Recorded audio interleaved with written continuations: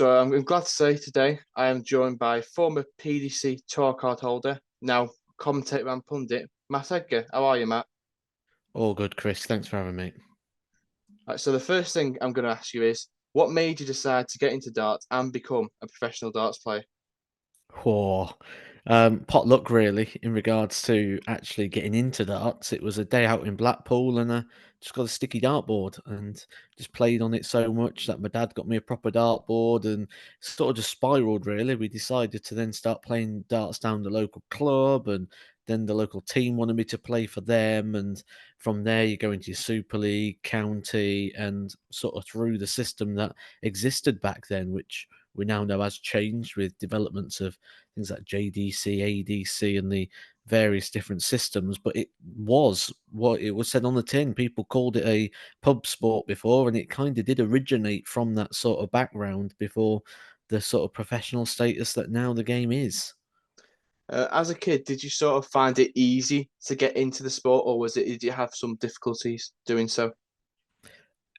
As I mentioned there, that the sports evolved so much that actually when I first got into darts, there wasn't a lot of opportunity out there. It was you went down your local club, you played in your local leagues, you had super leagues, you had counties, but there wasn't the systems in place now. Things like the development tour that allow players up to the age of 23 years old to play in professional environments against the best of their own age groups. We didn't have that. We did have things such as the county youth system. And even when that was around, the people before me would tell me how lucky I was to have this sort of system in place. But on reflection of that system, we played best of three and we had to travel all around the country in order to get that one game of best of three at county youth stage. So it really was sort of tough breaking into the sport.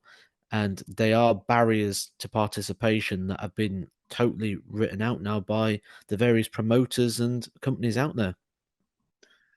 So obviously you first got onto tour. Was it 2011, something like that, was it? 2011, yeah. What was it like sort of when you first got onto tour and playing it? Because I can imagine it was a different environment then to what it is now. The actual playing environment itself is very, very similar. The PDC was very ahead of the game in regards to sorting out the playing format. The thing that's changed is the things around it, such as the prize money, the prestige, certainly with the pressure as well that goes with that. And it tends to be all the sort of media facing side that is different in regards to what the players' experience was of turning up at an event is very, very similar since 2011 when they introduced the tour card system, where it was just 128 players. The change maybe has come in regards to things like the UK Open qualification. That used to be a bit more open. And I think it used to be a bit more of an open door for good players to be able to come and have that opportunity. Where now it's starting to focus on those 1 to 8 and that tour card opportunity, which ultimately is what they need to do. They need to really publicise those 1 to 8 because they're the tour card holders. And that's probably the only change that I can see that's really been made. Other than that, they've always had these great cubicles and great facilities for playing darts. So you've been on and off the tour sort of quite a few times, sort of yo-yoed between the Challenge Tour and going back to Q School and being on the tour. How is it sort of mentally constantly dropping on, off, and rejoining the tour? Because I can imagine doing it, having it like that a few times should sort of over time affect you mentally. Not so much really, because the way the tour system works, you've got to be in the top 64 in order to keep hold of that tour card. You've got a 2 year grace period in which to do it. So it's a very, very tricky system, really, in regards to staying in that top 64. And I suppose at points you sort of expect, unless you're making the world championships every single year and winning games there, you're always going to be up against it because of how the system works and having to re-qualify for events, which we have seen players in the past have a couple of good years or a good year. And then the year after, you're back to zero again and you're starting all over. So until you really reach the top 32, you never really feel fully established on the darts tour until you've got that comfort factor of the top 32 protection, which gives you that minimum spot of the second round of the World Championship, £15,000 guaranteed. That's the same money as winning a Pro Tour event. So as a player outside the top 32, you have to win a pro tour just to be level with the players that are already in there. So it never really bothered me that I was going in and out of the tour, just as long as I kept getting back on it was the main thing. So now you've been off the tour sort of a couple of years. I think this is your longest period being off the tour since you first joined it. How do you approach the game now that you've sort of not been on it as much? Honestly, I don't really think I do approach the game, to be honest. Before, I was a dart player who did other interests on the side, and now I think I've completely flipped it in the fact I do other interests. I'm a dart player on the side. So I really don't. I mean, some of it comes down to injury and personal circumstances, to the fact that I can't really practice and prepare and play the way that I would want to. So ultimately, I can't get too invested in something because that's where the mental side comes in.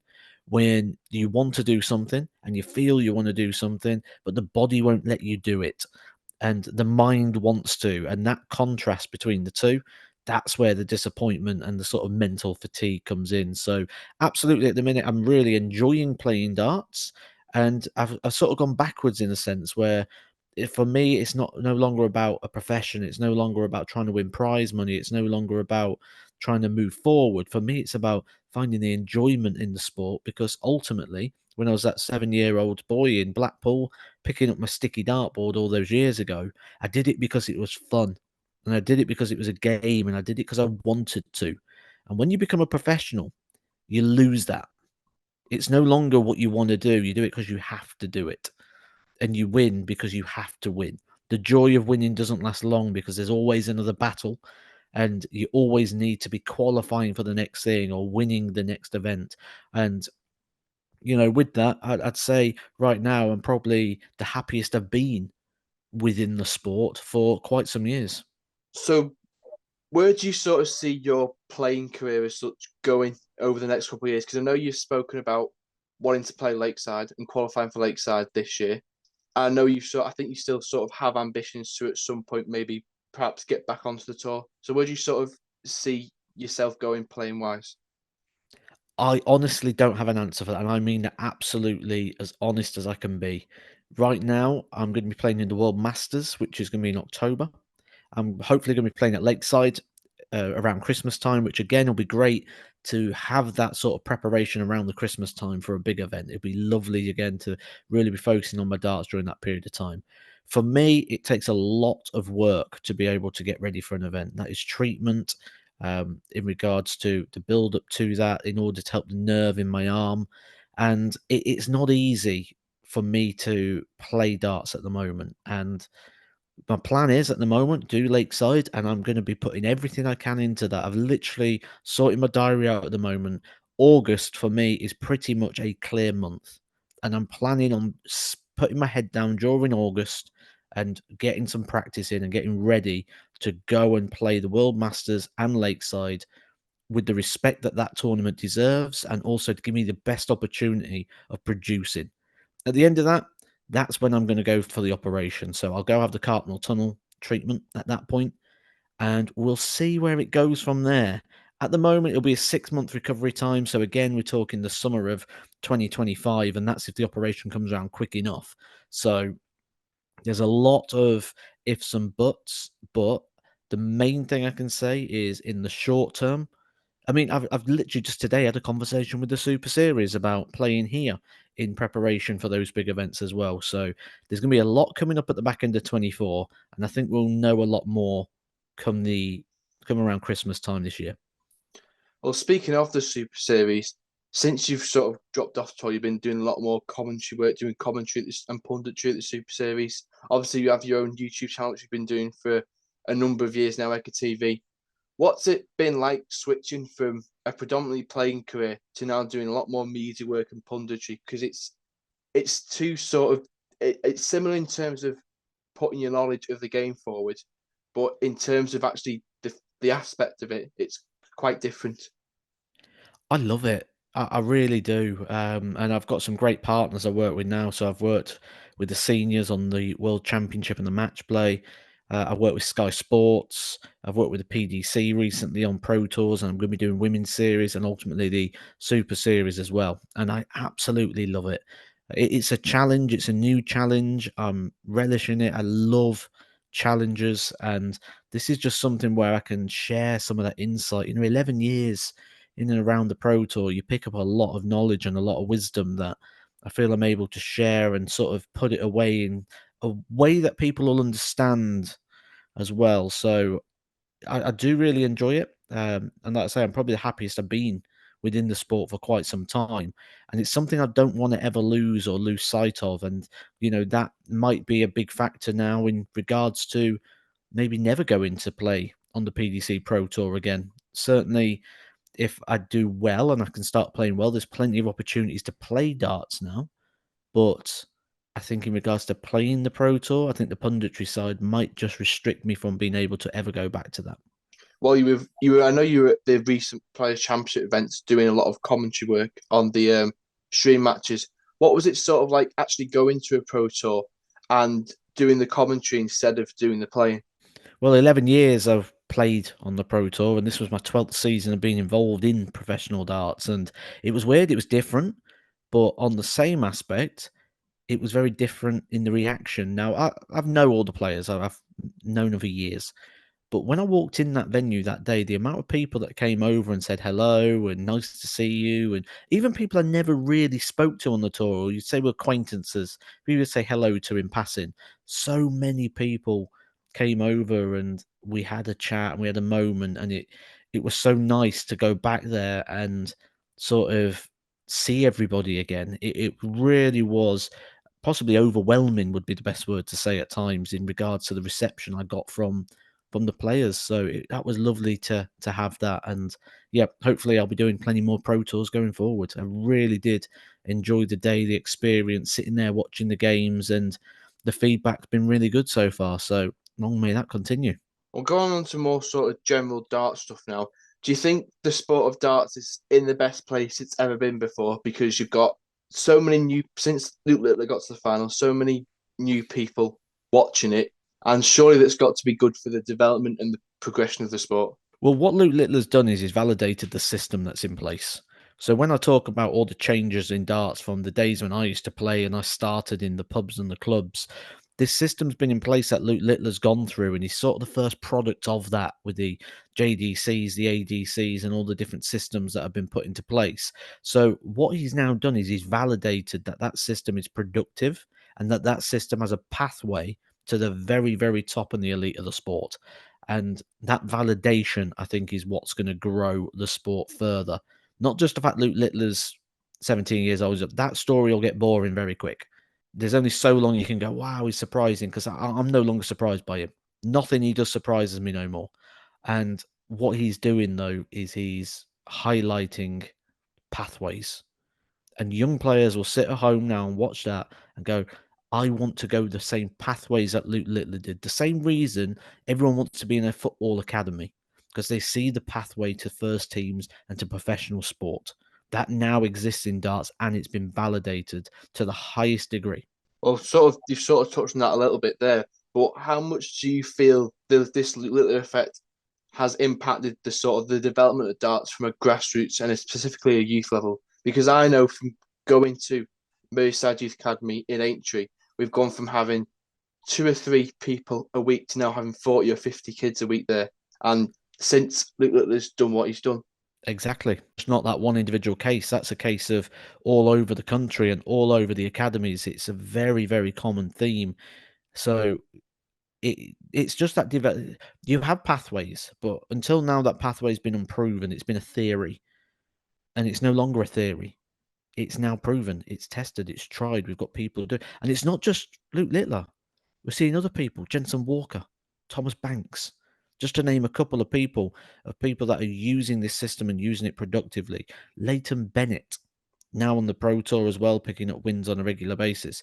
It's not just Luke Littler, but Luke Littler has shown that pathway to elite sport and Premier League finals and World Championship final and titles galore and favourite to win most majors this year. And that is what's exciting about it at the moment, because it's almost changing the face of the sport that was traditionally seen as a bit of a more old man sort of sport. It's getting younger and younger. and the sport is developing in terms of fitness and care and attention to detail. So it'll be interesting to see what happens over the next sort of couple of years. Oh yeah, definitely. And with the amount of young people and predominantly teenagers that now are on the tour, it should hopefully catch the eye and entice younger people to sort of get involved with the sport. It already has. It's already has, and it's very strongly evidenced. So absolutely, I can only see it growing. So more on the young players on tour. Do you think the tour sort of caters now for more younger players and older players? Because it seems like it seems like there's an event every single week. In some cases now, there are players championships on Monday, Tuesday. Euro Tour qualifiers on Wednesday, then Euro Tour Friday to Sunday. Do you think the schedule changes and the Pro Tour sort of becoming more professional with the amount of events that are being put on every single week? Do you think that sort of caters to of more young people than it is to the older ones? It it caters to the elite because actually, if you look at some of the lower down players, sometimes they're not playing darts for 6, 7 weeks. So the scheduling is tough for the players at the top, but I think it's tough for the players at the bottom for the opposite reason. In regards to maybe there's not enough darts for those. So maybe what we need to see is just a little bit more in regards to the leveling out of the calendar, because you know what it is, every event that comes on, it's always right, the top eight plus this or the top eight plus that.